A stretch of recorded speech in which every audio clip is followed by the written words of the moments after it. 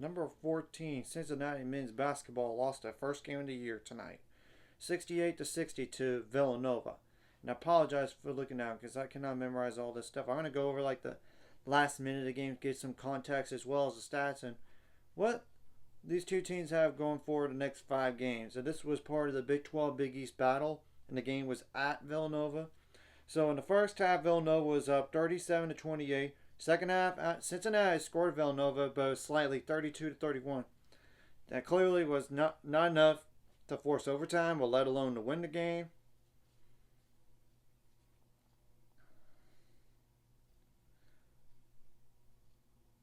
So with the minute 18 left, Villanova's Eric Dixon made a jumper, assisted by Jameer Brickus, to make it 63 to 52. So it was a double-digit lead going into the last minute of the game here.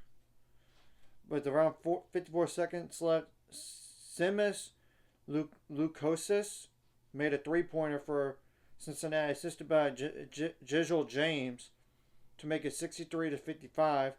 Around 32 seconds left, Wuga Poplar made a layup, assisted by Enoch Bokye, Boakye, and I apologize if I butchered that name, to make it a double-digit lead again with around 32 seconds left, 65 to 55. Now, it got interesting a little bit down the stretch here. Gisel James made a jumper for Cincinnati around 24 seconds left to make it 65 to 57. Cincinnati called timeout. Josh Reed fouled for Cincinnati right away. Eric Dixon made the first free throw but missed the second. The rebound was by Dylan Mitchell. And around 14 seconds left, Day Thomas made a three-pointer assisted by Gisel James to make it 66-60. So a two-possession game. Villanova called timeout. Simon missed from Cincinnati fouled. And Jameer went to the line for Villanova and made both the free throws to make it 68-60. Day Thomas tried to do a three. Around 4 seconds left, missed it. Eric Dixon got the defensive rebound, and now it's ball game right there. So they just got down too much in the last minute to really come back to make it interesting. If they would have started to trying to make the push a little bit earlier, then maybe they had a shot. And I'm not claiming that it was so easy for one team to shoot the ball, because what if it's really good defense and they still made a shot? I mean, it is what it is on that. And I'm just basing this on percentages. Cincinnati didn't shoot the ball good in terms of percentages, but it was like slightly below 40%. I mean, 38.3% on 60 attempts, 38.8% on threes on 26 attempts, 54.5% on free throws, but that is on 11 attempts. 33 rebounds, 13 of those offensive, 10 assists, 6 steals, 6 turnovers, which is now a lot in this game, 15 fouls, and 14 points off the bench. Only 2 double-digit scores ago, that combined for 32 points.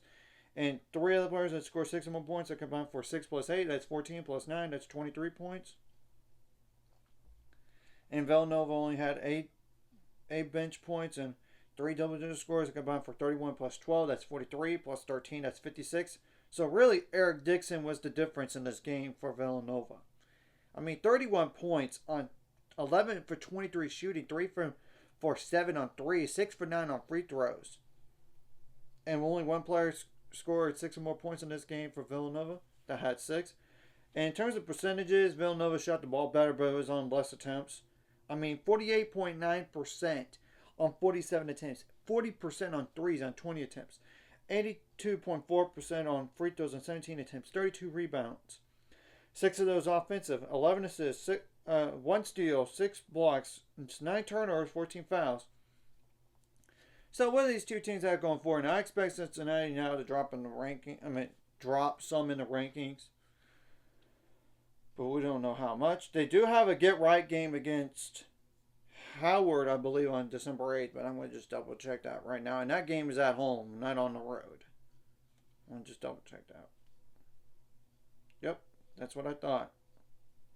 Then you got Xavier at home December 14th. And December 20th, you got to go on the road to Dayton. Then you got Grambling State, a.k.a. Grambling, on December 22nd at home. Then you got on the road to Kansas State December 30th to start conference play. I want to just double check if it's Grambling or is it Grambling State. But either way, Yeah, they call it's scrambling, but still, it's a home game for Cincinnati. Now for Villanova, this was a much needed win, and they do need to get some NCAA tournament resume wins to think about going to the tournament this year, and not be on that. You try to get yourselves back on the right side of the bubble, but it's still a long way between now and March, and I'll go over like the bracketology later, like in February, because it's no use to going over it right now. Too much seasons left. So Villanova, your next 5 games, and I'm just going to include one game in January, because your last game we're going to mention is in January. In the Big 5 Classic, you got Temple on Saturday, December 7th. You cannot be having a good win and then lose. I mean, yep, on the road to Temple, December 7th. You got FDU at home on December 11th, which I believe that stands for Farley Dickinson University, but I want to double check that. Yep, that's what I thought. And you got Seton Hall at home, December 17th. December 21st, you got Creighton on the road. And the name, the one more game, and that's on the road to Butler on January 1st. So anyways, if you like this content, hit the like and subscribe button. See you guys later on the road to subscribe. Course ultimate goal is 1,000 more, so money at this course like video. Comment really helps you to backgrounds so more people see it. Sharing the video does help as well, so more people could watch. And if you're watching and not subscribe, hit subscribe button, hit the notification bell as well.